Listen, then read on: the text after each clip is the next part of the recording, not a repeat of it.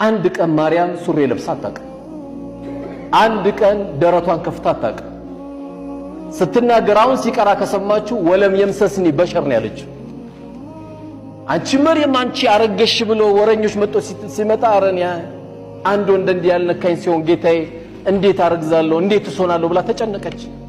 ጥቡቅ የሆነ ሴት ብታረግዝ ዝም ብላ ያስደነግጣል። በጣም ደንግጣለች መርየም። አንድ ወንድ ነክቶኝ ያልነበርኩ ሴት ነኝ እኮ እያለች ነው ያለችው። መውደድ ማለት በምላስ አይደለም። በተለይ የኛ ሀገር የትኛውም እምነት መርየምን አለይሂ ሰላም ወይ ማርያምን ይወዳታል። መውደድ ማለት ግን ምንድነው ከተባለ በተግባር ሆኖ መገኘት። ተግባር ላይ ያለ ነው ሲባል በጣም ከባድ ነው።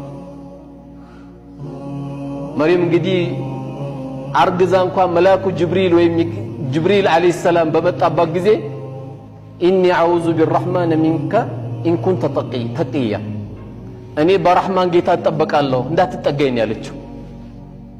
እሱ ሊያበሽራት ነው የመጣው፣ ግን እንዳትጠጋኝ ያለችው። አንዳንድ ጠባሳዎች አሉ በህይወታችን ላይ ሰው ያደረገብን ሰው ያደረሰብን።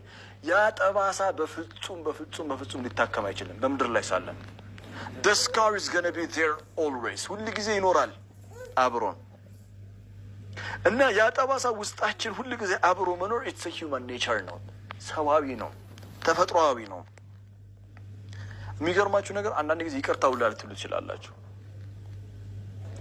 ይቅርታ ብላችሁ ስታበቁ ግን ውስጣችሁ ቁስሉ አለ፣ ውስጣችሁ ህመሙ አለ እና it will be very difficult አብሮ ሪሌሽንሺፑን ለመቀጠል በጣም አስቸጋሪ ነው በማህበረሰባችን ውስጥ። በነገራችን ላይ እባብ የምትፈሩ ሰዎች እኔ አሁን በአካል እባብ ቢመጣ ምን ታደርጋለህ ብትሉኝ መልስ መስጠት አልችልም። ለምን ያው ፌንት ምናምን ስለምንበላ ፌንት ከነቀልኩ በኋላ ውሃ ምናምን ቀዝቃዛ አድርጋችሁኝ እባቡ ራሱ ላይ ምናምን ብሎ ካዲዶ ምናምን ተዝናንቶብኝ ምናምን ከሄደ በኋላ ነው ምነቃው። የዛኔ ነው የምሮጠው።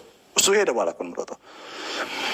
ግን ምንድነው መሰላችሁ በቲቪ እንኳን ሲመጣ እባብ የምትፈሩ ሰዎች ወይም የሚያስፈራ ፍጡር የምትፈሩ ካለ እኔ በራሴ ላይ ያደረኩት ነገር ነው ነገራችሁ። በተደጋጋሚ ጊዜ እዩት። በተለያየ አይነት ከለር በተደጋጋሚ ጊዜ ካያችሁት ከውስጣችሁ ኦልሞስት 75% በሚሆን መልኩ ይጠፋል። አሁን አይጥ የሚያስፈራው ሰው አለ። በረሮ ማይልዱ ሰው አለ። አሁን በረሮ ቤት ውስጥ አሁን እኛ ቤት ማን እንደሆነ አልነግራችሁም፣ ግን በረሮ አይወዱም እኛ ቤት። እኔ ደግሞ በረሮ ስወድ በረሮ በተለይ ቁጥራችን ማለት በዛ ብለው በረሮች መልካቸው እውነት እኔ የበረሮች ፍጥረት በጣም ነው የሚገርመኝ። እንዲህ በዛ ብለው መልካቸው